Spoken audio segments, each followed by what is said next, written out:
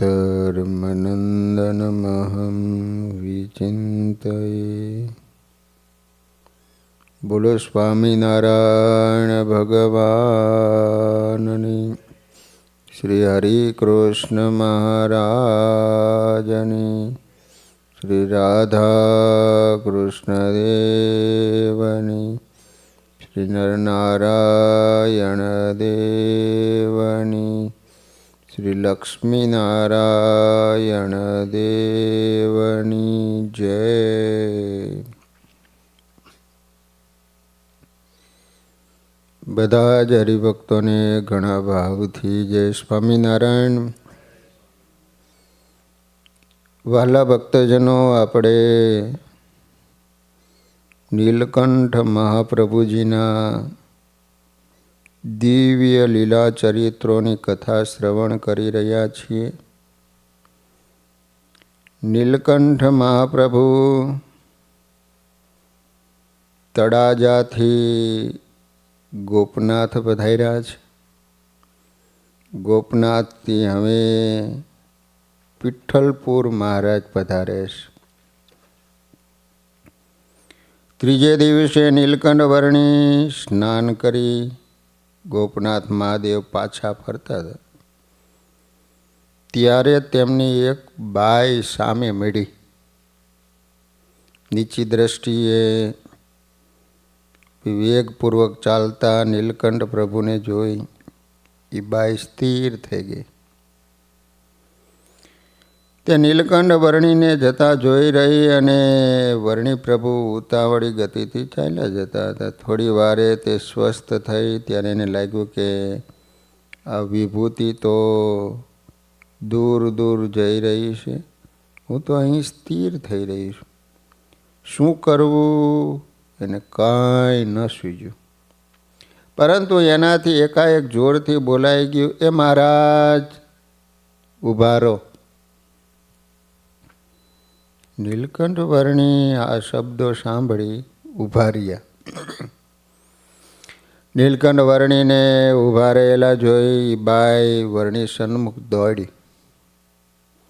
નીલકંઠ વર્ણી એને હાથના ઈશારાથી કહ્યું, બહેન ધીમે આવ, હું ઊભો જ છું। તે બાઈએ એની ગતિ ધીમી પાડી। થોડી વારે વર્ણી પાસે પહોંચી ગઈ। વર્ણી પાસે આવી એને મૂંઝવણ થઈ, શું કહેવું, શું બોલવું। એ કાંઈ બોલે તે પહેલાં નીલકંઠ વર્ણીને પૂછ્યું, આ લોટીમાં શું છે? મહારાજ, ગાયનું દૂધ છે, આપ તે પી જાઓ, એમ કહી એને લોટી વર્ણીને આપી। નીલકંઠ વર્ણી એની સામું સ્મિત કરી લોટી લીધી, દૂધ પોતાના કમંડલમાં ગાળી લઈ લીધું અને પી ગયા। પછી બાઈને વર્ણીએ પૂછ્યું, બહેન તું કોણ છો? મહારાજ, અમે અહીં ઉચડી પાસે વિઠ્ઠલપુરમાં રહીએ છીએ, જાતે ખોજા છે, ખોજા, અને મારું નામ જાનબાઈ છે। મારે એવું નિયમ છે કે રોજ ગાયનું દૂધ લઈને ગોપનાથ મહાદેવ આવું અને રસ્તામાં જો કોઈ મળે તો એને દૂધ પાઈ દેવું, અને જો કોઈ ન મળે ને તો દૂધ ગોપનાથ મહાદેવને ચડાવી દેવું। નીલકંઠ વર્ણી એનો ભાવ જોઈ ઈશાને કહ્યું, જાનબાઈ, તારું દૂધ આજે મહાદેવે અંગીકાર કર્યું। થોડી જાનબાઈ નીલકંઠ વર્ણીના આ શબ્દમાં કાંઈ ન સમજી, પણ એના અંતરમાં શાંતિનો શેરડો પડી ગયો। નીલકંઠ વર્ણી એક દ્રષ્ટિ એના ઉપર નાખી ત્યાંથી ચાલવા માંડ્યો। જાનબાઈ વર્ણીને જતા જોઈ જ રહ્યો। નીલકંઠ વર્ણી દેખાયા ત્યાં સુધી જોઈ રહ્યા। એને ન સમજાયું કે એમના પગ ત્યાં કેમ સ્થિર થઈ ગયા હતા। થોડી વારે ફરી એ સ્વસ્થ થયા અને કોઈ અપૂર્વ આનંદનો અગમ્ય અનુભવ કરી એને વિઠ્ઠલપુર તરફ ડગલા ભર્યા। ઘેર પહોંચી પણ મહાપ્રભુ નીલકંઠ વર્ણીની મૂર્તિ એના અંતરમાં જડાઈ ગઈ. ઘેર આવ્યા પણ એને વર્ણી પ્રભુ દેખાયા કરતા, હાથનો ઈશારો કરતા, કમંડળામાં દૂધ ગાળતા, દૂધ પીતા. વર્ણીના શબ્દો એને મીઠા લાગ્યા હતા. એવી મીઠાશ એને હજુ સુધી કોઈ શબ્દોમાં અનુભવી નહોતી. રાત્રે નીલકંઠ વર્ણી એને દર્શન દીધા. જાનબાઈ ઝબકીને જાગી ગયા. આ કોણ? એને વર્ણી દેખાયા. વર્ણીના સ્વરૂપ તરફ દ્રષ્ટિ સ્થિર કરે એટલામાં તો એને નીલકંઠ વર્ણીના અતિ તેજોમય દિવ્ય સ્વરૂપના દર્શન થયા હો. એમની સ્તુતિ કરતા તેને અનેક દેવાધિદેવો જોયા. 1,80,000 પેગંબરોને પણ નીલકંઠ વર્ણી પ્રભુની સ્તુતિ કરતા જાનબાઈએ જોયા. ખોજા આમ તો હિન્દુ પણ આમ વટલાઈ ગયા. તે પોતાનો દેહ ભાવ ભૂલી ગઈ હતી. પિથલપુર, એનું ઘર, બધું જ એની સ્મૃતિમાંથી અદૃશ્ય થઈ ગયું. એલામાં નીલકંઠ વર્ણીનો ઘેરો અવાજ એને સંભળાયો, જાનબાઈ 3 વર્ષ પછી હું ફરી આ તરફ આવીશ હો. ત્યારે હું તારા પુત્રને વાયવ્ય ખૂણામાં મોકલજે. એમ કહી નીલકંઠ વર્ણી અદૃશ્ય થઈ ગયા. જાનબાઈ સ્વસ્થ થઈ ગયા. એને સમજાયું નહીં કે આ સ્વપ્ન હતું કે સત્ય હતું. પરંતુ સ્વપ્ન હોય તો તે પથારીમાં સૂતી હોય, પણ એ તો પથારીમાં બેઠી હતી. એને લાગ્યું કે નીલકંઠ વર્ણી ગોપનાથ મહાદેવ હોવા જોઈએ.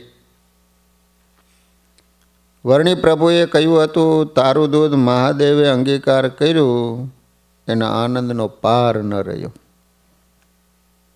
ખોજા જ્ઞાતિના આ જાનબાઈ પૂર્વના મુક્ષુ આત્મા હતા. એમણે હૃદયમાં દ્રઢ પ્રતીતિ હતી કે પોતે શિવજીને દૂધ ધરાવે છે. એના પુણ્ય પ્રતાપે એમને પ્રગટ ભગવાન જરૂર મળશે. આ શ્રદ્ધાના બળે જાનબાઈ શિવ મંદિરે નિત્ય દૂધની લોટી લઈને ચાલ્યા હતા. શિવ શિવ, શંકર શંકર, મહાદેવ જયનો જાપ કરતા. પાછા વળતા વચ્ચે માર્ગમાં કોઈ સાધુ સંતો જોગી જતી મળી જાય તો એને દૂધની લોટી પાઈ દેતા અને અંતરમાં પરમ સંતોષ માનતા કે એક દિવસ આમાં જ ક્યાંક મને ભગવાન ભેટી જશે.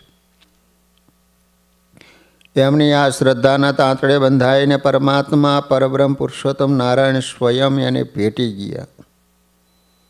પછી તો જાનબાઈ રાત્રિ દિવસ નીલકંઠ વર્ણીની મૂર્તિને અંતરમાં ધારતા, નિત્ય સ્મરણ કરતા. એમને 3 દીકરા હતા જાનબાઈને હો.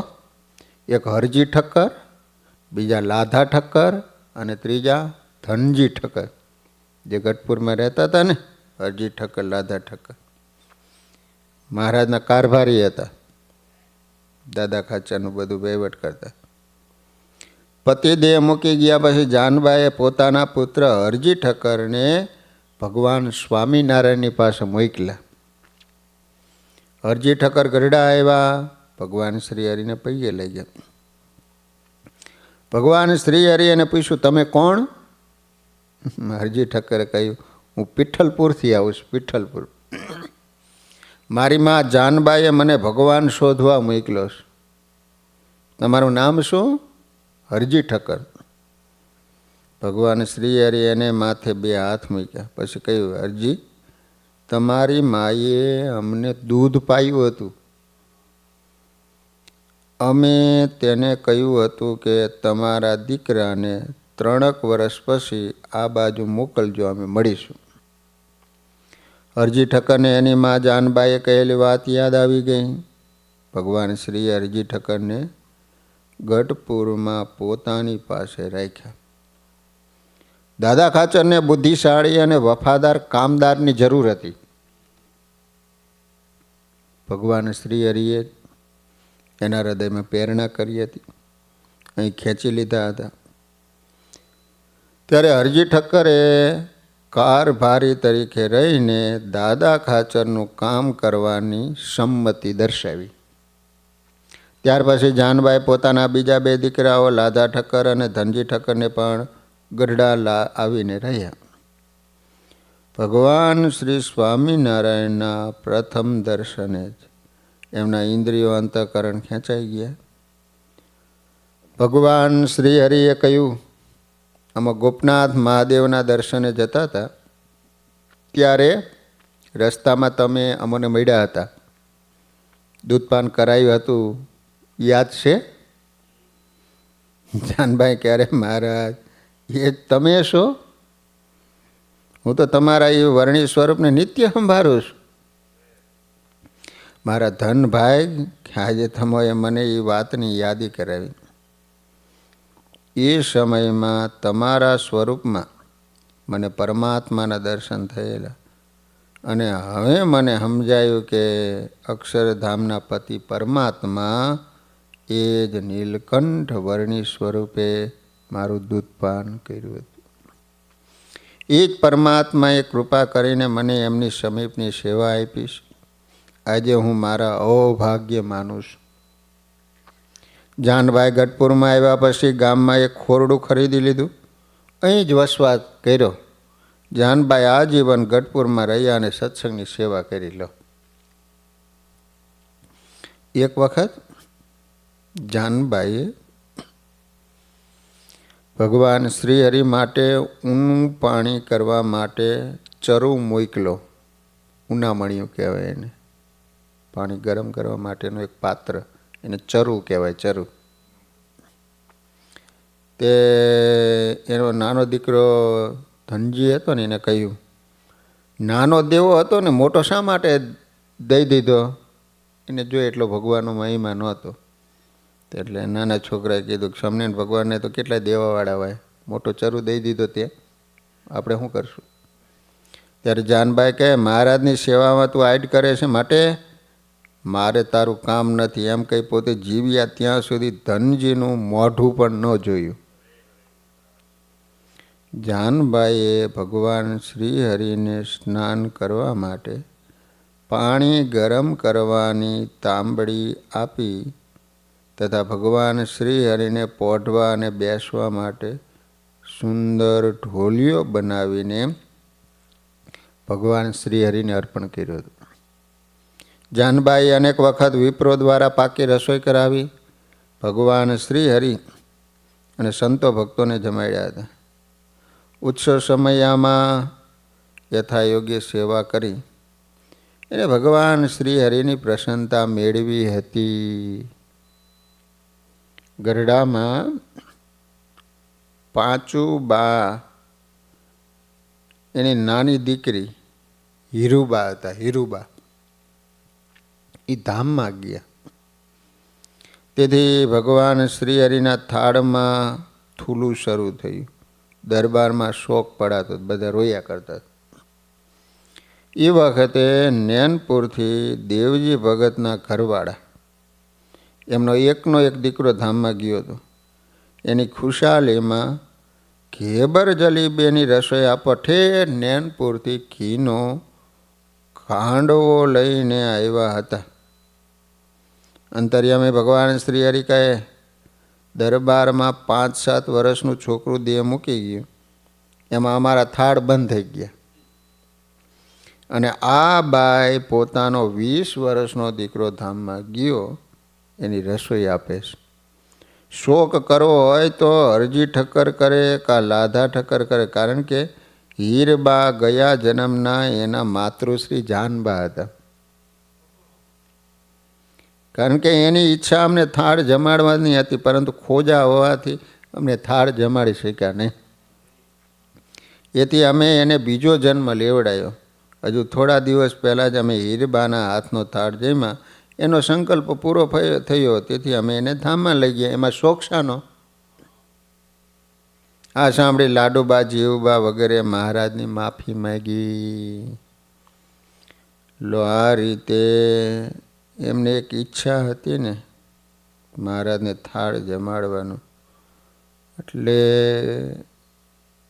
સારી ઈચ્છા હોય, કોઈ પણ સંકલ્પ હોય તો એ પુનર્જન્મનું કારણ બનતું હોય છે. તો મહારાજે ફરીવાર પાંચીબાને ત્યાં દીકરી તરીકે જન્મ આપ્યો. પછી મહારાજને થાળ જમાડ્યો ને ધામમાં જતી રહી છોકરી. મહાપ્રભુ નીલકંઠ વર્ણી ગોપનાથમાં 5 રાત્રિ રહી. ત્યાંથી નીકળી અને ઝાંઝમેર પધાર્યા. ઝાંઝમેર,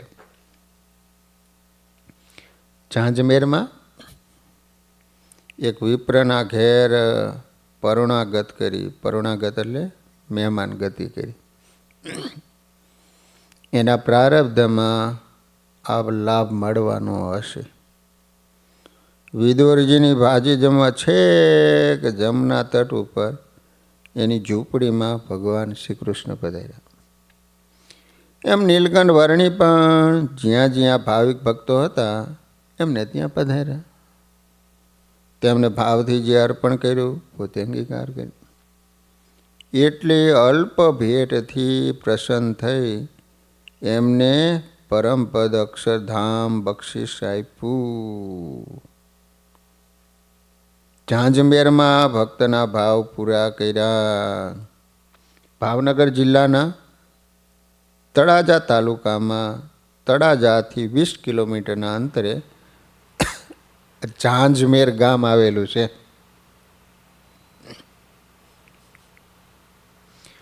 ઝાંઝમેરથી નીકળી વર્ણિરાજ કળસાર પધાર્યા. કળસાર આ ગામ અતિ કુગ્રામ હતું, ખરાબ ગામ હતું. અહીં અભક્તના સ્વરૂપ ખુલ્લા કર્યા. કોઈ અન્ન આપ્યું નહીં, ગામમાં હુવા પણ ન દીધા. વર્ણિરાજ એક ખડામાં જઈને રાત રહ્યા. નીલકંઠ વર્ણીની કલ્યાણકારી વનવિચરણ યાત્રામાં દૈવી જીવો મળતા એમ આજે આસુરી જીવોનો પણ અનુભવ થયો. બીજે સવારે કળસારથી નીકળી નીલકંઠ વર્ણી મહુવા જવાનો માર્ગ કતપર પધાર્યા. કતપર અહીં પવિત્ર માલણ નદી 2 કાંઠામાં ભરપૂર જોઈ નીલકંઠ વર્ણીને આનંદ થયો. ત્યાં સ્નાન આદિ કર્મ કર્યું. એટલામાં મહુવામાંથી પીતાંબર શેઠ, મહુવા શ્રાવક વાણિયા વસાણાનું ગાડું ભરી નીકળ્યા. એને નીલકંઠ વર્ણીને જોયા. પદ્માસન વાળીને નીલકંઠ વર્ણી બેઠા છે. નાસિકાના અગ્ર પર દ્રષ્ટિ છે. તપની પરાકાષ્ઠાથી કૃશ થયેલા શરીરમાં અદ્ભુત કાંતિ જોઈ પીતાંબર શેઠે ગાડું ઊભું રાખ્યું. નીચે ઉતરી તેઓ વર્ણી નીલકંઠ પ્રભુની પાસે ગયા. ચરણ કમળનો સ્પર્શ કરી પ્રણામ કર્યા. વર્ણી એનો ભાવ જોઈ એના ઉપર દ્રષ્ટિ નાખી. પીતાંબર શેઠ આ દ્રષ્ટિથી પાવન થઈ ગયા. તેમણે હાથ જોડીને કહ્યું, મહારાજ મારી ભેટ અંગીકાર કરશો? વર્ણિરાજે ઈશારાથી હા કહી. પીતાંબર શેઠ ગાડા પાસે ગયા. ગાડામાંથી ટોપરા અને સાકર લઈ વર્ણી પાસે આવ્યા. ટોપરું આવે ને, અને વર્ણીના ચરણો પાસે મૂક્યા. વર્ણીએ બાલમુકુંદને ધરાવ્યા. પછી અલ્પ જમી પ્રસાદી શેઠને આપતા કહ્યું, શેઠ તમે ક્યાં ગામે રહો છો? મહારાજ ઘર બહાર તો મહુવામાં છે, મહુવામાં, પણ વ્યવહારે બહુ ગરીબ છું. એ વેપાર કરવા બાજુના કળસાર ગામે જાઉં છું. નીલકંઠ વર્ણી કળસાનું નામ સાંભળીને હૈસાને કહ્યું, શેઠ એવા કુગ્રામમાં વેપાર કરી શું કમાવાના છો? જ્યાં લોકોમાં નીતિ નથી, ધર્મ નથી, આસ્તિક ભાવ નથી, ત્યાં કદાચ કમાઈશો તો પણ એ આસુરી સંપત્તિ ગણાય છે. એનાથી તમે સુખી નહીં થાવ. પિતાંબર શેઠ વિચારમાં પડી ગયા. એમને લાગ્યું કે આટલા વર્ષોનો વેપાર છતાં હજુ 2 પાંદડે તો થવાયું નથી અને અહીંયામાં પણ ક્લેશ રહ્યા કરે. એને હાથ જોડીને કહે, મહારાજ તો શું કરવું? નીલકંઠ વર્ણીએ કહ્યું, સુણી બોલી આ જગ જીવન, મહુવામાં રહો મહાજન. જશે દુર્બળતા તે તમારી, મારું વેણ લેજો શિર ધારી. મહુવામાં વેપાર કરો, મારું વચન માનશો તો દુર્બળતા જશે અને સુખી થશો અને ભક્તિ પામશો. નીલકંઠ વર્ણીના આ વચન પિતાંબર શેઠે માથે ચડાવ્યા.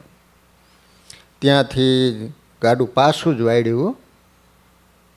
નીલકંઠ વર્ણીએ પિતાંબર શેઠને કળસાર જેવા કુગ્રામમાં ન રહેવા જે ઉપદેશ આપ્યો એ વિહારીલાલજી મહારાજે હરિલીલામૃત ગ્રંથમાં લખ્યું. જે ગામમાં લોક વસે ઉદાર, વેપાર ધંધા વળી જ્યાં અપાર, તહાં રહેવું સુખ જો ચહીએ, કુગ્રામમાં વાસ કદી ન કીજે.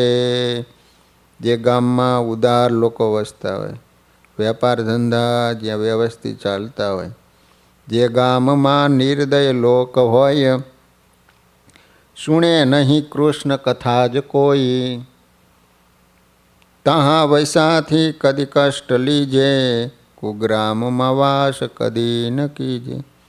જે ગામમાં પુષ્કળ હોય પાણી, પાડે પ્રજા ભૂપતિ પ્રેમયાણી, વિચારીને વાસ તહાં વસીજે, કુગામમાં વાસ કદી ન કીજે.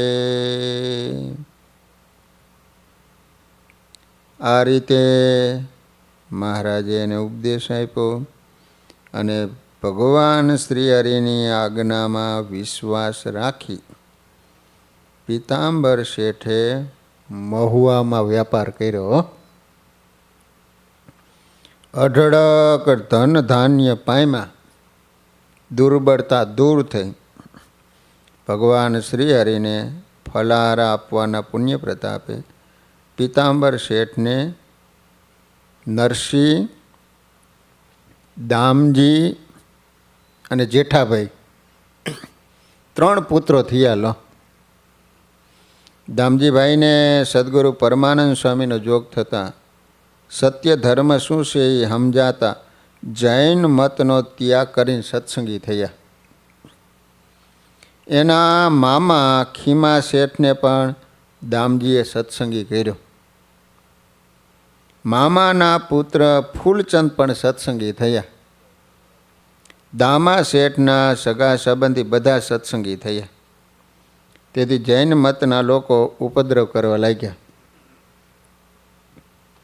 તેમ છતાં પણ તેનાથી કાંઈ ડર્યા નહીં હો.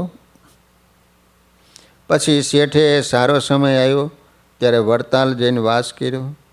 એક દિવસ મહુવાથી સગા સંબંધીએ પત્ર લખ્યો, તમે માતા પિતા વગેરે સગા સંબંધીનો ત્યાગ કરી વડતાલ કેમ વૈસાશો? ત્યારે દામજીભાઈ એનો આશ્ચર્યકારી ઉત્તર લખ્યો, લક્ષ્મીનાથ પિતા રમા જનની છે, માસી ગણું ગોમતી.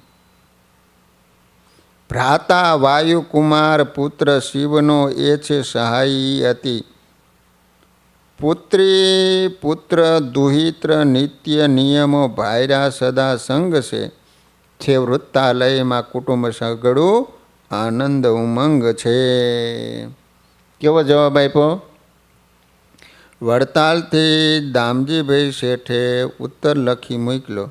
શ્રી નારાયણ ભગવાન પિતા છે, લક્ષ્મીજી માતા છે, ગોમતીને માસી ગણું છું, વાયુકુમાર તથા ગણેશને ભાઈ ગણું છું.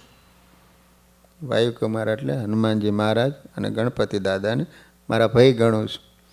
નિત્ય નિયમો રૂપી પુત્ર પુત્રી આદિક સર્વે કુટુંબ વડતાલમાં જ છે. શાસ્ત્રના મર્મનો વિચાર કરી શેઠ વડતાલમાં જ નિવાસ કરીને રહ્યા.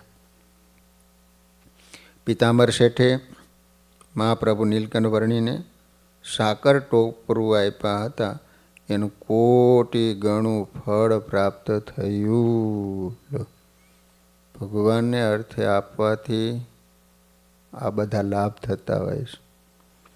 કોઈ સદભાવથી ભગવાનને તુલસી પત્ર અર્પણ કરે ને તો એને પરમાત્મા નિહાલ કરી દે છે.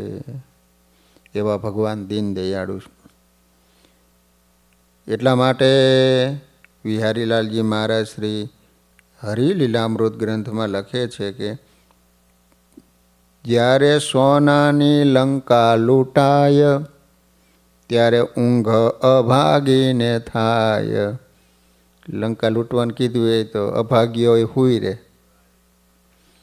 નિધિ અમૃતનો ઉભરાય તોય તરસ્યો અભાગીયો જાય. તેમ હરિએ કરી લીલા લેર કર્યું કલ્યાણ તો ટકે શેર. તોય લેવા ન આવે અભાગી ન જુએ મોહ નિદ્રાથી જાગી. જ્યારે સોનાની લંકા લૂંટાતી હોય ને ત્યારે ઊંઘો અભાગ્યો હોય એને આવે. જ્યારે અમૃતનો સાગર રેલાય ને ત્યારે તો અભાગ્યો એમાં તરસ્યો રહી જાય. એમ કળિયુગમાં ભગવાન સ્વામિનારાયણે કેવળ જીવાત્માના કલ્યાણને અર્થે આ લોકમાં અવતાર ધારણ કરી લીલા લહેર કરી. અભાગી હોય મોહ નિદ્રામાંથી જાગીને આવું સોંઘું કલ્યાણ લેવા આવી શકતો નથી. નરતનું ધારી કૃપાનિધિ શ્રી હરિ અતિ કરુણા કરી સૌને દર્શન આપે. પણ જે પુણ્યશાળી હોય ને એ જ ભગવાનને પ્રતાપી જાણીને ઓળખે.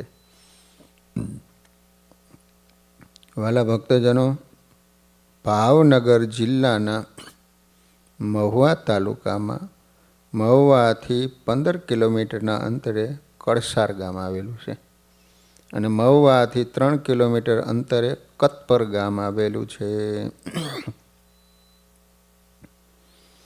વાલા ભક્તજનો, નીલકંઠ વર્ણી કતપરથી સંવંત 1855માં મહુવા પધાર્યા. મહુવા ગામ વચ્ચે શ્રી લક્ષ્મીનારાયણ દેવના મંદિરમાં આવ્યા. હાલમાં શ્રી ખીમનાથ મહાદેવની જગ્યા તરીકે ઓળખાય છે. અહીં મંદિરના પગથિયે વર્ણી પ્રભુએ આસન જમાયું. એ સમયે મંદિરના મહંત બાવો બાલકદાસ રામકથા વાંચતા હતા. નીલકંઠ વર્ણીએ વચ્ચે જ બાવાને એક પ્રશ્ન પૂછ્યો, પરંતુ એનો ઉત્તર ન આવ્યો. એટલે બાબાજી અકળાયા અને બોલ્યા, આ કોણ મોટો ડાયો અહીંયા આવ્યો છે? મુખે તો મૂછ આવી નથી અને મહંતને પ્રશ્ન કરે છે. નીલકંઠ વર્ણી મહંતની વાણી સાંભળી ત્યાંથી ઊભા થઈ આંબલી નીચેના ઓટા પાસે આવ્યા. અહીં હનુમાનજીની દેરી છે એની પાસે વર્ણીએ આસન કર્યું. વર્ણીની સૌમ્ય મુખાકૃતિ અને કિશોર વય જોઈ બાવા બાલકદાસને નીલકંઠ વર્ણી પ્રત્યે પ્રેમ થયો. વર્ણીના ધ્યાન, તપ, યોગની કળા વગેરે નિત્યક્રમમાં એને ભક્તિ દેખાણી. એમની અયાચક વૃત્તિમાં વૈરાગ્યનો ભાવ બાવાજીએ જોયો. વર્ણીની એકાગ્ર દ્રષ્ટિમાં એને મનનો અને ઇન્દ્રિયોનો નિગ્રહ જોયો. તેથી તેને નીલકંઠ વર્ણીને સીધું મોકલાયું. બીજે દિવસે એક વણિક સ્ત્રીએ રોટલો અને ઘી મોકલાવ્યા. ત્રીજે દિવસે ફૂલવણ બાવાની જગ્યાએથી સીધું આવ્યું. એક વખત વર્ણીએ મહંત પાસે પાણી માગતા કથામાં અગાઉ કરેલ પ્રશ્ન જીવ ઈશ્વર માયા બ્રહ્મ અને પરબ્રહ્મના ભેદ બાબતના પ્રશ્નથી નારાજ થયેલ મહંતે નીલકંઠ વર્ણીને મેણું મારતા કહ્યું, પ્રશ્ન તો બહુ મોટો પંડિત જેવા કરો છો, તો પાણી હાથથી કેમ પીતા નથી? આ સામે વાવ ભરી. વર્ણીએ હનુમાનજીની દેરી પાસે બેઠા બેઠા હાથ લાંબો કર્યો, વાવમાંથી તુંબડી ભરી પાણી લઈ સર્વે દેખતા જળપાન કર્યું. આવું ઐશ્વર્ય જોતા ત્યાં હાજર રહેલા સર્વને વર્ણિરાજ મોટા યોગી છે એ સમજાયું. મહંત બાવા બાલકદાસને પણ બાળ સ્વરૂપ નીલકંઠ વર્ણિમાં અપાર શક્તિનો ખ્યાલ આવ્યો. મહંત બાવા બાલકદાસને જલંધરનો રોગ હતો. જલંધરનો પેટની અંદર પાણી ભરાય, તેથી રાત્રે ઊંઘ પણ આવતી નહોતી. દિવસે બેહવા પણ ન દે એવા મહાભયંકર રોગથી પીડાતા મહંત હે રામ, હે રામ આ રીતે વારંવાર ભગવાનનું સ્મરણ કરતા. તે સમયે નીલકંઠ વર્ણી જ્યારે મહંત હે રામ કહે ને ત્યારે હોંકારો આપતા. હું ત્યારે મહંતે વર્ણિરાજને પૂછ્યું, તમે રામ છો? વર્ણી કહ્યું, હા અમે રામ છીએ. જો તમે રામ હો તો મારા રોગને મટાડો, મહંતે કીધું. એ સમયે વર્ણીએ વાવમાંથી જળનું કમંડલું ભરી પ્રસાદ રૂપે મહંત બાવાને આપીને કહ્યું, આ જળને પી જાઓ, તમારો રોગ મટી જશે. મહંત બાવાને જળ પીવાથી તુરત પેટમાં શાંતિ થઈ અને દર્દ દૂર થયું. આ રીતે નીલકંઠ વર્ણી મહુવા શહેરમાં 3 દિવસ રોકાયા હતા. ચોથા દિવસે ચાલવાની તૈયારી કરતા હતા ત્યારે લક્ષ્મીનારાયણ મંદિર સામે ખાંચામાં રહેતા વણિક વૃદ્ધાએ વર્ણીને જમવા આગ્રહ કર્યો. વર્ણીએ ડોશીને રાજી કરવા રોટલો અને માખણ જીમાં, પછી ડોશીને આશીર્વાદ આપ્યા. નીલકંઠ વર્ણી મહુવામાં 3 દિવસ રહ્યા. બોલો. માલણ નદીના તટ ઉપર તલગાજરડાનો આરો છે, જે બાવાના કોઠા નામે ઓળખાય. ત્યાં 2 દિવસ સ્નાન કર્યું, યોગ સાધના પણ કરી. આ રીતે માલણ નદીને પાવન કરી મહુવા શહેરને તીર્થ બનાવ્યું. નીલકંઠ વર્ણી મહુવાથી ચાલી નીકળ્યા.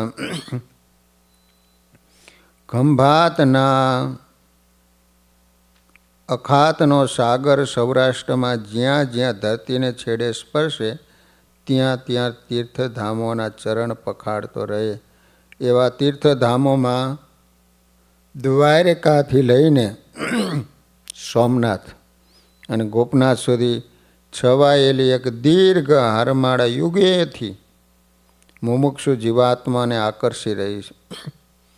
સાગરના કાંઠે એ તીર્થધામોની યાત્રાએ નીકળેલો યાત્રી ગોહિલવાડના મહુવા તીર્થમાં આવીને અટકે ત્યારે કંઈક અનોખી પ્રાકૃતિક શીતળતાનો અનુભવ થાય. એટલે જ મહુવાને કોઈએ સૌરાષ્ટ્રનું કાશ્મીર કહીને બિરદાયું છે. ગોહિલવાડ પંથકમાં ભાવનગર જિલ્લામાં સૌરાષ્ટ્રની ડુંગરાળ ભૂમિથી નોખી ભાત પાડતું આ નગર આંબા, કેળ તથા નાળિયેર એના વૃક્ષોથી સમૃદ્ધ છે. આ નગરને પોસતી ખડખડ વહેતી માલણ નદી અહીં સાગરને જઈને મળે છે. માલીની માલણ નદીને કાંઠે વસેલું મહુવા પૌરાણિક અને ઐતિહાસિક શહેર ગણાય છે. યૌવન ભાવે પ્રકૃતિ અહીં સદા ખીલેલી જ રહે. પ્રાકૃતિક સૌંદર્યથી શોભાયમાન મહુવા નગર ઐતિહાસિક દ્રષ્ટિએ પણ એટલું જ સમૃદ્ધ છે. મહુવા પોતાના પ્રાકૃતિક અને રળિયામણા સૌંદર્યથી સાત્વિક ભૂમિનું મુખ લાગે છે. અને એને કિનારે વહેતી માલિની માલણ નદી મધુપુરી નગરીને જાણે વાસંતી શણગાર અર્પણ કરતી રહી છે.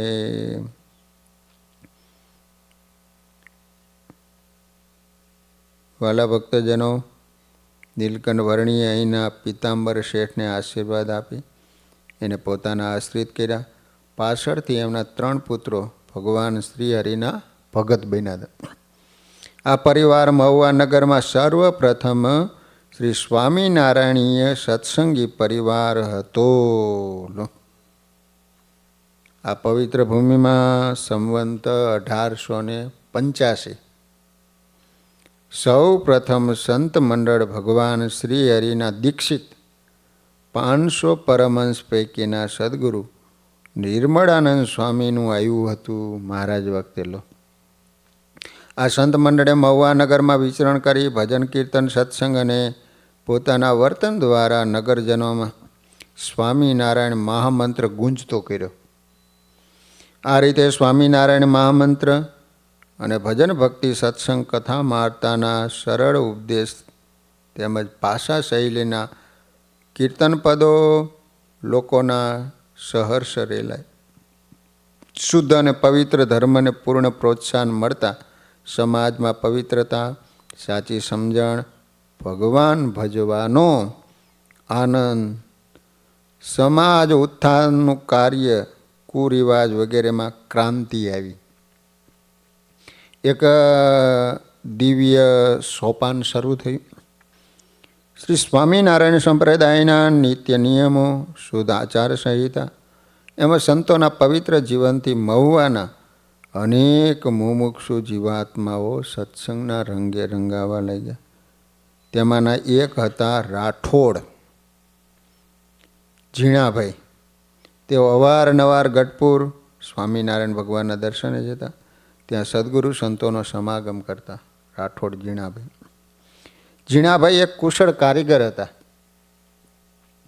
તેથી એને માણકી ઘોડી માટે મખમલ અને મસરૂની ખોળીમાં કાલિયાનું રૂ ભરી સોનેરી જરિયાન તારથી મઢીને સુંદર 4 જામો કહેતા, ચારે છેડે જેને ફૂમકા હોય એવી ઘોડાની પીઠ ઉપર નાખવાની દડી કહેતા પલાણ બનાવીને ભગવાન શ્રીહરિને ભેટ કર્યો હતો.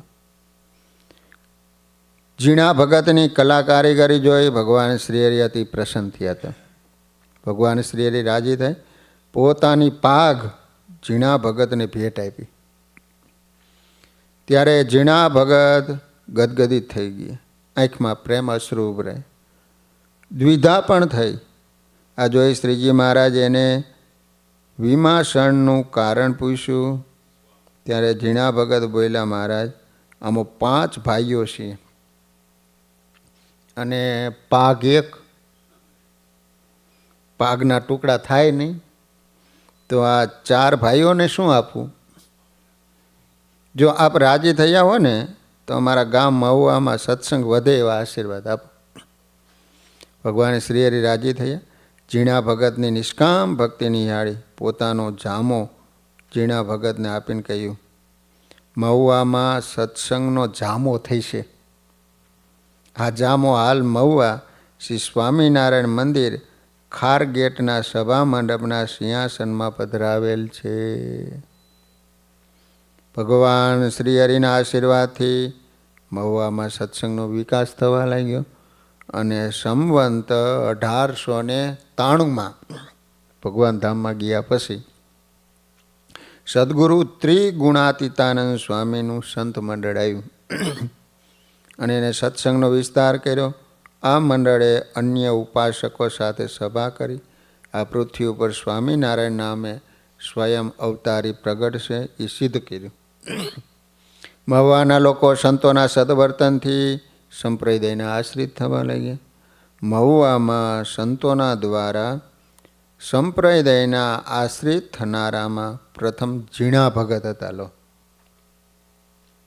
એમના સંપ્રદાય પ્રવેશ પછી સંતોના મુખે ભગવાન સ્વામિનારાયણના ધર્મ ઉપદેશની વાતો સાંભળી, સંતોના વર્તમાન નિયમો જોતા એમના પરિવાર, જ્ઞાતિજનો, સ્નેહીજનોને પૂર્વના સંસ્કાર ઉદિત થતાં સર્વે સત્સંગી થયા. મહુવામાં આ સમયે સંવંત 1895માં સદગુરુ મોટા યોગાનંદ સ્વામીનું સંત મંડળ સ્થિર થયું. યોગાનંદ સ્વામી નામ પ્રમાણે યોગીની મૂર્તિ સમાતા. એમનું સંત મંડળ તપ, ધ્યાન, ભજન, ભક્તિથી પ્રકાશી રહ્યું હતું. આવા નિર્લોભી, નિષ્કામ, નિસ્નેહ, નિર્માન અને નિસ્વાદ આ પંચ વર્તમાન યુક્ત સંતોના દર્શનથી મહુવાના નગરજનો સત્સંગના રંગે રંગાવા લાગ્યા.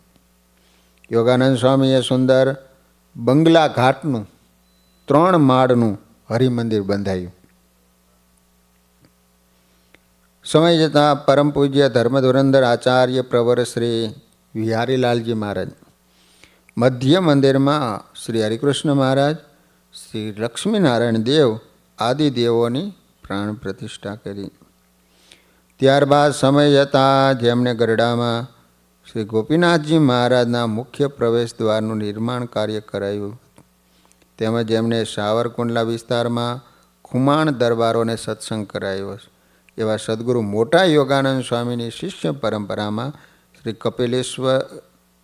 કપિલચરણદાસજી સ્વામી, એના શિષ્ય ભગવત સ્વરૂપદાસજી સ્વામી, એના શિષ્ય પરમસુખદાસજી સ્વામી, જે પોતે સંત મંડળ સહિત 1995માં મહુવા મંદિરની દેવ સેવામાં રહી અનેક સત્સંગ વિકાસના કાર્યો કર્યા.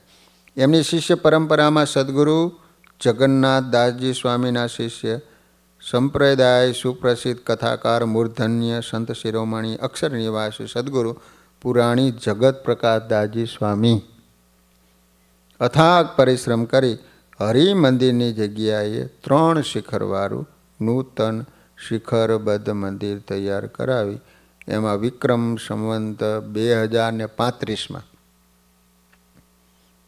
વૈશાખ સુદ 12 તારીખ 9/5/1979ના રોજ પરમ પૂજ્ય ધર્મધુરંદર 1008 આચાર્ય શ્રી નરેન્દ્ર પ્રસાદજી મહારાજશ્રીના શુભ વરદ હસ્તે મધ્ય શિખરના બાજુના ખંડમાં શ્રી ઘનશ્યામ મહારાજની પ્રતિષ્ઠા કરી હતી.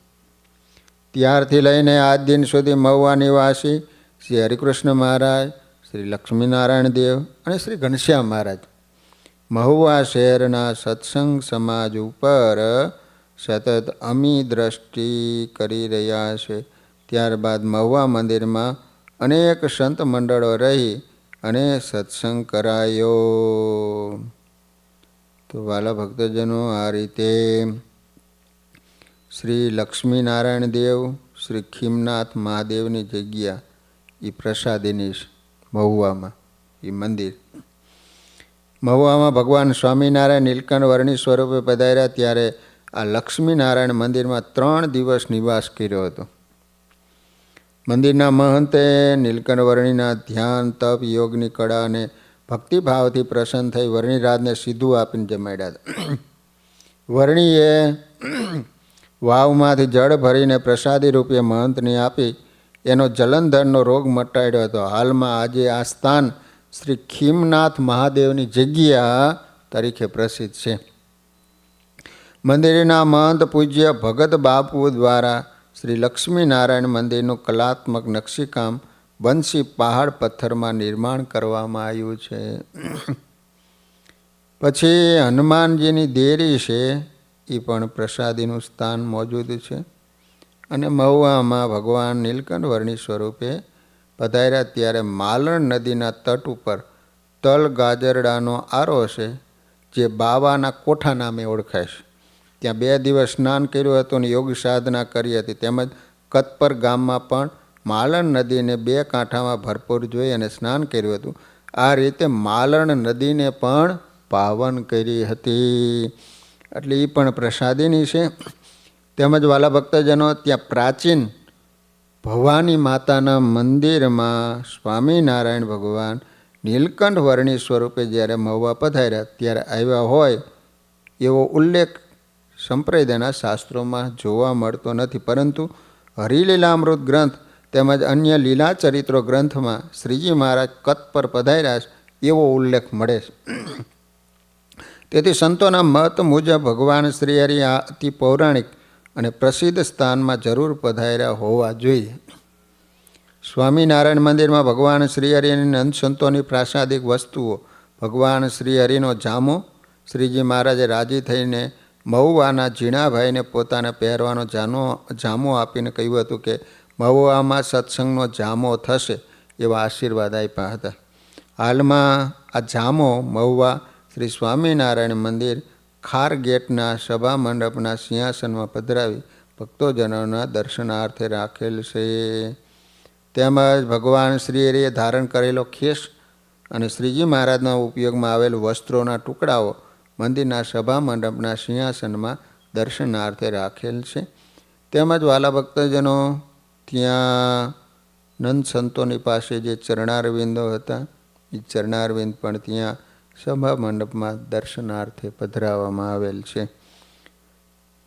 તેમજ વાલા ભક્તજનો નંદ સંતો દ્વારા હસ્તલિખિત શિક્ષાપત્રી તેમજ બ્રહ્માનંદ સ્વામી રચિત નીતિ પ્રકાશ ગ્રંથ મંદિરના સભા મંડપના સિંહાસનમાં દર્શનાર્થે રાખવામાં આવેલો છે.